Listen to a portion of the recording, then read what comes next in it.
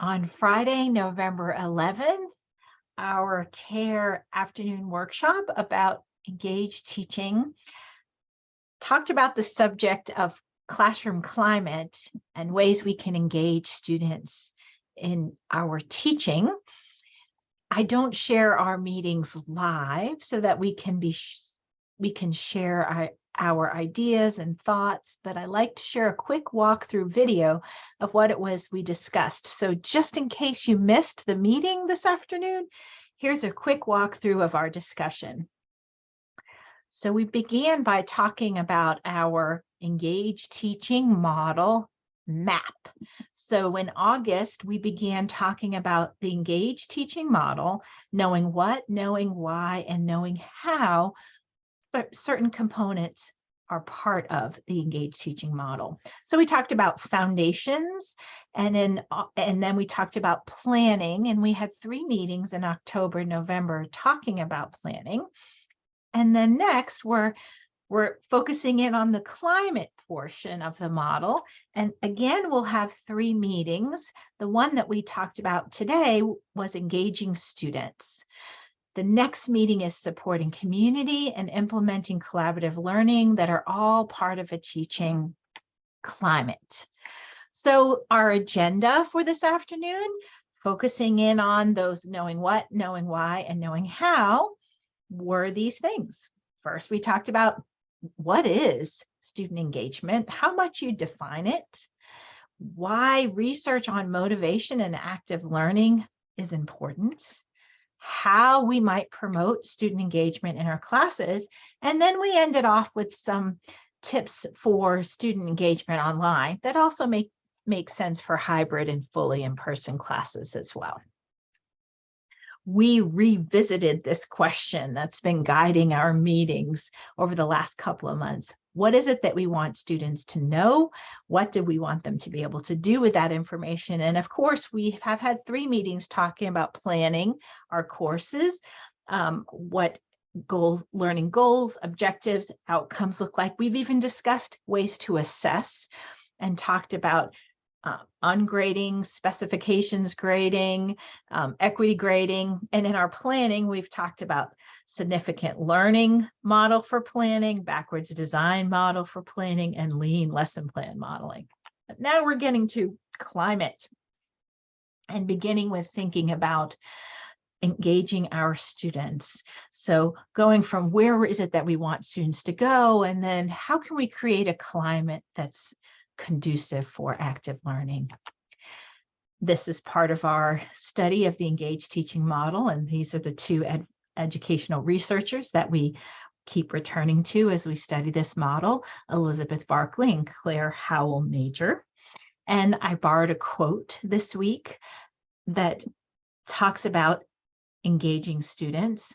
As it applies to college classrooms, we offer this definition of student engagement: the mental state students are in while they're learning at the intersection of feeling and learning.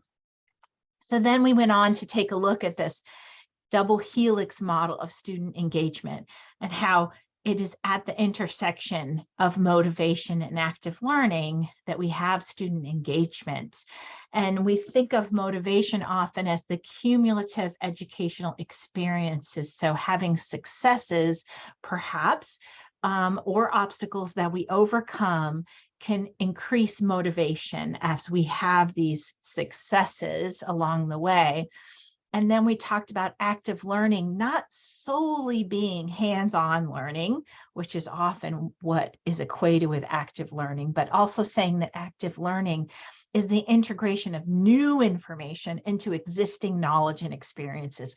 We know that the brain is a pattern-seeking device. And when I can create an emotional hook through motivation to experiences that I have and increase the pattern in my brain, I would be more likely to have existing knowledge. So we're taking experiences and connecting them to new novel matter. I picked one more quote from Barkley and Major. Thus, student engagement does not result for motivation or active learning alone, but rather is generated when the two components work synergistically together. We looked at this graphic that was part of our meeting last week about universal design for learning and on the CAST website. And we looked at this picture of the brain again and talked about the how, what, and why of engaged teaching and how it connects to how the brain learns best. So when we encounter something new, we have that what moment, like, hey, is this, do I recognize this? Is this something new to me? Does this connect to something that I already know? Why is it important for me to learn these things? Emotion is the gatekeeper to performance. So how can I create student engagement through that buy-in? Why is it important for you to know this? And how, strategically, how will I apply this information? Then we talked about a continuum or feelings of motivation. So motivation has been well researched. We're moving from the now to the knowing why on motivation and active learning. We talked about this continuum between helplessness and confidence and the theories that have been written about in that regard. We talked about self-efficacy as one that's often equated to teaching, and whether a faculty member or instructor feels like they have the self-efficacy to teach something effectively, and how that is translate also into student motivation. We talked about controlled versus self-directed, and some theories there have been self-determination theory or grit theory. We talked about how these different feelings of motivation theories really come down to perseverance, right? When do we persevere?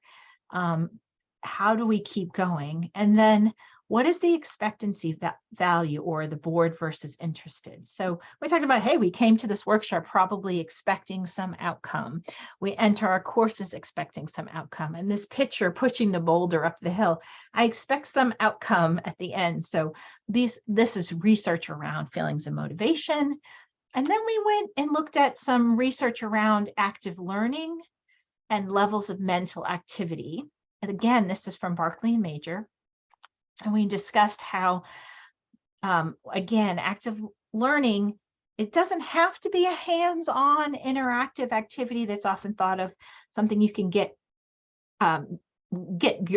your hands going with. It can also be thought of as learning tasks that are guided and directional.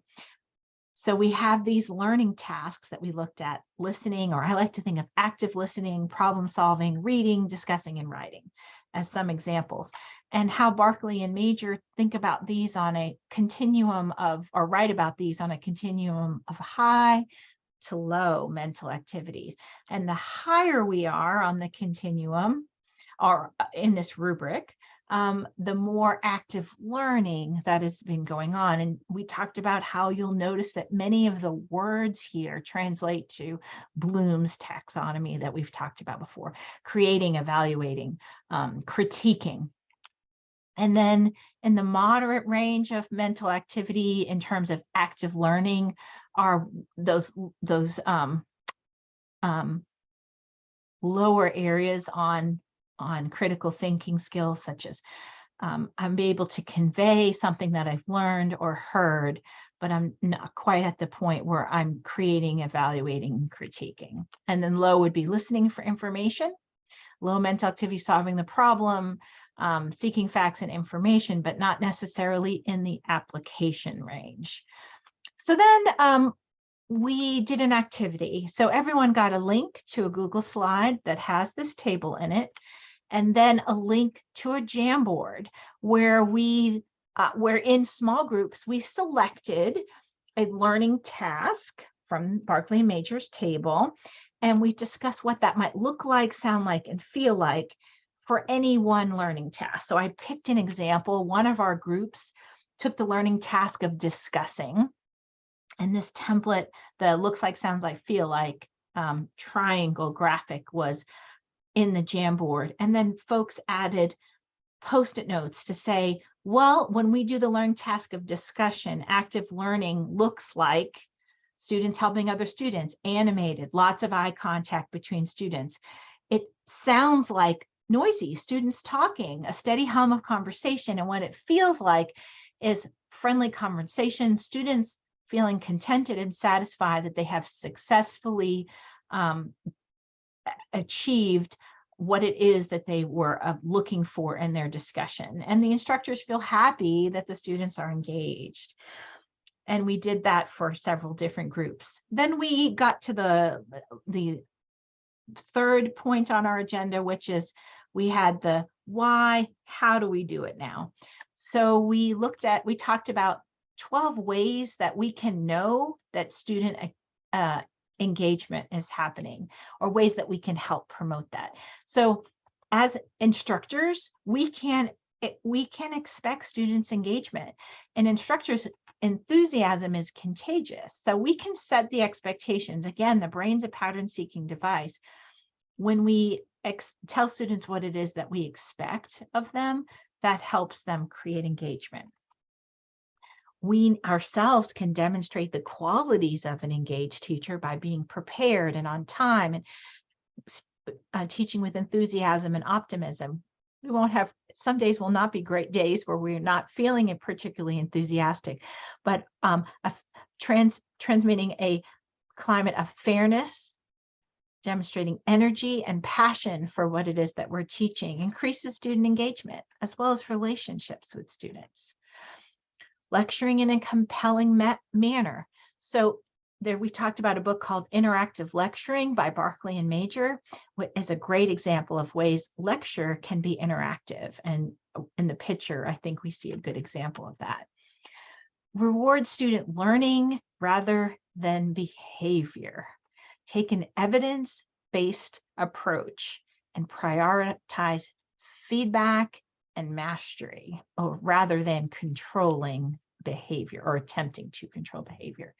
Provide praise and criticism effectively. So too much praise, or praise can be manipulative, and criticism can be good if it's constructive and valuable. Attend to students' basic needs so they can focus. We touch base on Maslow's hierarchy of need, and what types of supports we have on our campus to help students meet some of their basic needs, like the Tiger Pantry and other student health services. Encourage student autonomy. The brain loves choice, and setting expectations in line with choice is brain compatible. Teach things that are worth learning. We have things that that are part of, we have to. It's part of our learning goals for an articulation to other schools, or to circulation, to completion. But making that connection in the brain to experiences increases student engagement. Integrate learning goals, activities, and assessments, and tell them our goal for this course, a goal for this class is to such and such. And today we'll be doing X, and I'll be measuring your outcomes or how you learn these new things with such and such assessment. Being transparent. Develop authentic learning activities. So the learning activities should be connected to the activities and goals. Why, the why part of the brain. Why are we doing this? What meaning does it have? Expect your students to succeed, and help students expect success of themselves. And then we ended off our discussion with some tips and strategies geared towards online teaching, but appropriate no matter what the format. And we looked at this picture and we said, hey, how might the students be feeling in this picture? And we noticed that there was some furrowed brow. So maybe the directions aren't clear. Maybe it's something of interest, or something that they want to explore further. But in the setting up of our courses, we really want to be clear on our learning goals. We don't want confused, furrowed brows. We want to be clear with what we're expecting, communicate it clearly. We also want to clarify our role. In an in-person class, that may feel easier to do than online, but we can be very clear of what role we're going to take as educators in the course and how we will be helping them reach those goals. Help the students develop learning strategies. So what am I going to do if I get stuck? And who will I turn to? And where will I get that information, particularly in an online setting? Teach in ways that promote effective transfer. So if we are collaborative and interdisciplinary, we can know what it is the students in our courses may encounter in other courses with our colleagues, and we can promote that effective transfer. Teach for retention. So teach for long-term memory, for that pattern, emotional hook, and pattern seeking. Limit and chunk information. So group and categorize topics that work together well, and think about the rigor of what you're doing in your curriculum, particularly online, with what is the scope of the course.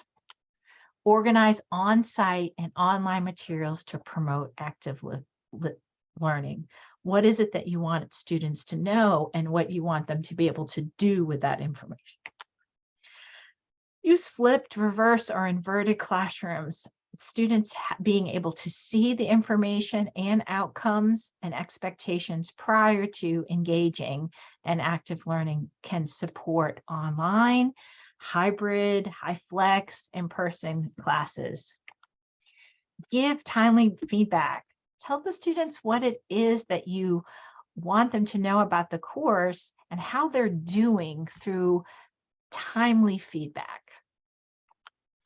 And that was it. We ended off revisiting our agenda and talking about the different things that we did. So thank you so much for checking out this video. And I hope to see you next week where we continue our conversation around climate by talking about community.